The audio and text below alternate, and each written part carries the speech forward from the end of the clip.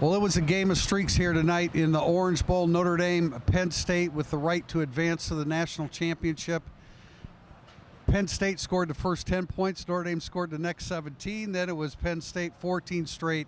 But in the end, Notre Dame comes up with a 27-24 victory on Mitch Jeter's 41-yard field goal. This is Irish Illustrated's Instant Analysis, brought to you by RVMH Hall of Fame in Elkhart, Indiana.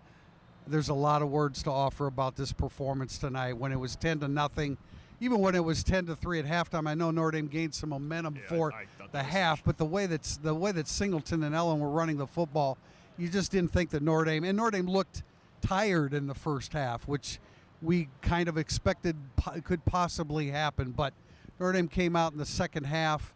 Riley Leonard, Steve Angeli gave him the spark at the end of the first half, and then Riley Leonard picked up where Angeli left off. And, fellas, we're going to Atlanta.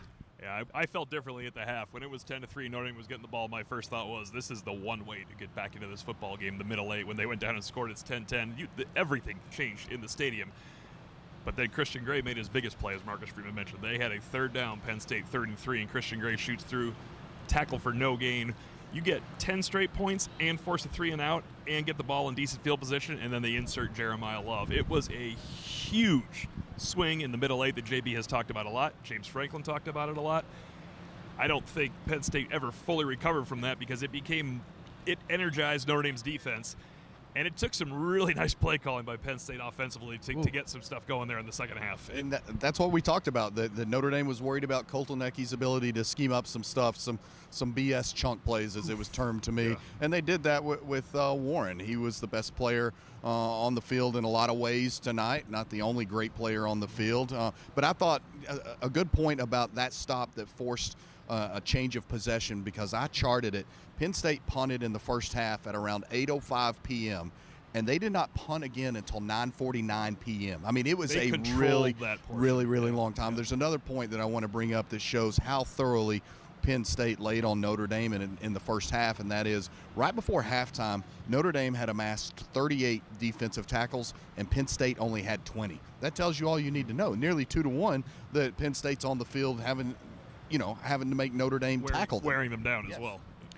Both quarterbacks really struggled in the first half, and I asked Riley Leonard kind of a difficult question after the game, because a little bird whispered to me after the game that Riley Leonard was overthinking it in the first half, because my question on the field afterwards was, how did you pick up the pace so well in the second half? Notre Dame scored 24 of their 27 points in the second half. And anyway, the comment was that Leonard was just overthinking it and making too many checks. And after he cleared the cobwebs out of his head, having gone in the tent, he was really good. I think we were a little surprised that Angeli didn't come out in the second half, but I think the conversations in the locker room at halftime gave Notre Dame the confidence, the coaching staff the confidence, just to go back to Riley Leonard, and he performed much better in the second half. He did. There was a very costly interception when he didn't see the defensive end dropping. That gave Penn State the go-ahead touchdown that they had to bounce back from. But if you said there's a lot of words for here, I mean, grit is the number one word, toughness is the number two word. Riley Leonard showed it mentally,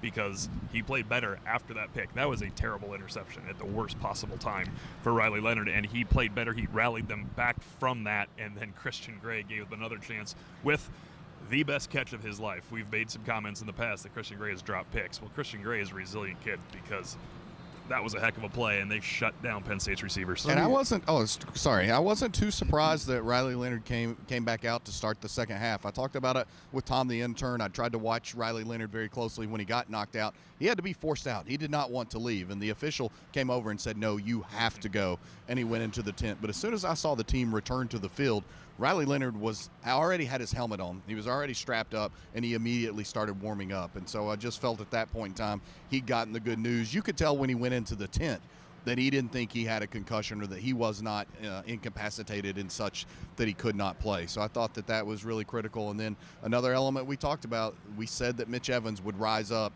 in the battle of tight ends. And no, Mitch Evans didn't have Warren's numbers, but Mitch Evans had some magnificent moments tonight for the Irish. Well, we were asked during the week, who was going to step up besides Jordan Faison. Faison ultimately only had 2 catches for 25 yards. Greathouse, 7 catches, 105 yards, 54-yard touchdown.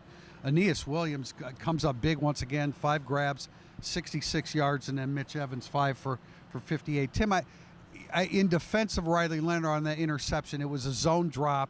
We've seen quarterbacks make that mistake. You don't anticipate it and you don't see them, and everybody in the stadium wonders how can he throw that interception. But it's a good defensive call. The same way Koloniki made some really excellent calls when they scored the first of 2 straight touchdowns in the second half. And I'm not so sure. It'll be interesting to talk to Riley in the next few days or early next week. I'm not so sure if he didn't see the guy or if he just threw it a little flat, because the route was open and Riley just needed to get a little more air under it. That was the issue on his 2 interceptions. Too much air on the Jaden Harrison throw, not enough air on the throw that was picked off on the sidelines. But I, once again, absolutely freaking love Riley Leonard saying post-game, I would have regretted that so much if I didn't take that shot to Jaden. And when you hear that, I'm telling you guys, we've seen it now for 15 games or whatever. Yeah, 15 games. Like, this team believes so much in Riley Leonard, and it's because he's willing to fail to come back and have success. Yeah, he takes responsibility for his mistakes. You know, Tim, we had to convince some people that Penn State had a good offensive line. I don't know what – I'm not sure what –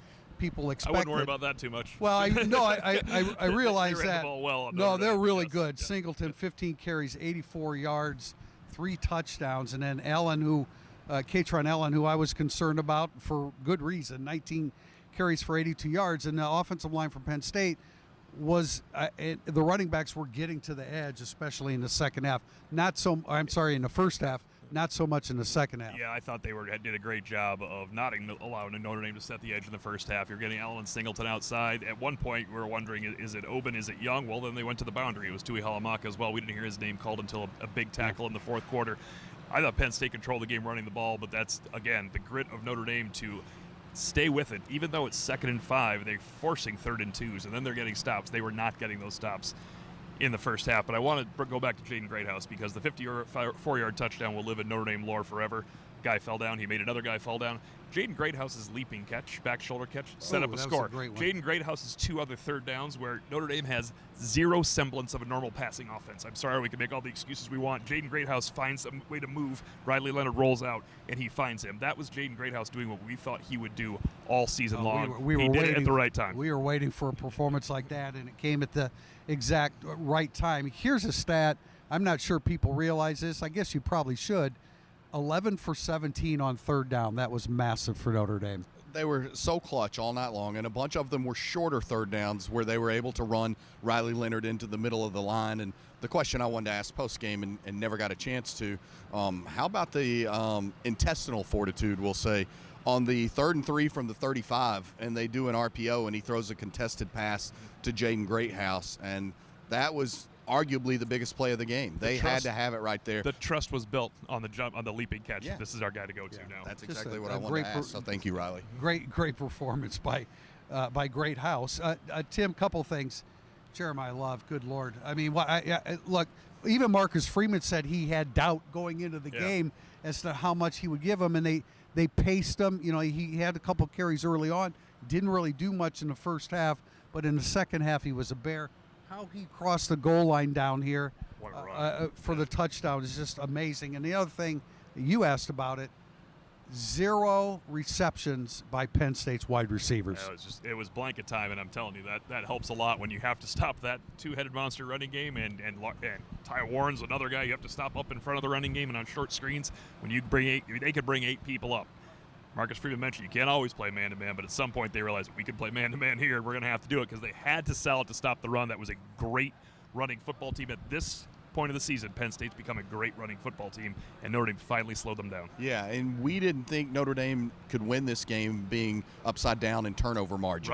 Right. But Notre Dame was -1 in turnover margin, even though Notre Dame intercepted Drew Aller 3 times, and absolutely 2 of the 3 should have stood. You can the Christian Gray hold in the first half, he grabbed him and he rerouted him too much. But the Schuler was an absolute trash call. And I'll just say it again because it's been a season of bad calls throughout college football, and they've got to professionalize umpires and get better because it means too much to everybody, and frankly, there's too many millions and billions of dollars on the line to not do better. The play you're talking about in the end zone, I thought Tyler Warren created the sprawl into the end zone that he did. I didn't think it was Schuler. we'll get a closer look at that. Again, can't say enough about Steve Angeli coming in. You mentioned the third down conversion. Steve Angeli had 3 of those third down conversions to set up 3 points. 6 for 7, 44 yards. Absolutely huge. Here's one thing I want to point out, that we're 10 minutes deep and we haven't talked about Tosh Baker or Charles Jagasa. Oh, they do a great and job. Baker played all season in a reserve role, but this was the most extensive action for Charles Jagasa. I know he played a little special teams last week in the Sugar Bowl. 377 days. I cheated. I used the online date calculator. I tabbed it up. 377 days from December 29th to tonight that Charles Jagasaw last had meaningful offensive down after down reps in a college football game. He looked like it coming off the field too, that he hadn't played in that long, because he was lifting himself off there without being hurt. But I thought, again, it's something you got to study on film. But I thought he looked good just from the press box view right up there. I thought he looked really good. Tosh Baker, good for him. It has not been easy for him. Money Mitch. And Tim Prister, Anthony Knapp was in a boot. I know they boot everyone's ankle or heels or feet when that happens, but Anthony Knapp did limp off in a left leg boot. We were standing in the yeah, and in the second half he was not dressed. He was in street clothes. So. What else? What haven't we hit, man? There's so many highlights here, and I don't think I mentioned at the top that Notre Dame will play the winner of the Cotton Bowl tomorrow between Ohio State and Texas. I think most people would like Texas to win that, but I'm not sure that that's going to happen. But one thing that we do know is happening, Notre Dame's going to the ship, and so are we in Atlanta. This has been Irish Illustrated's Instant Analysis. Check us out with our Irish Illustrated Overtime.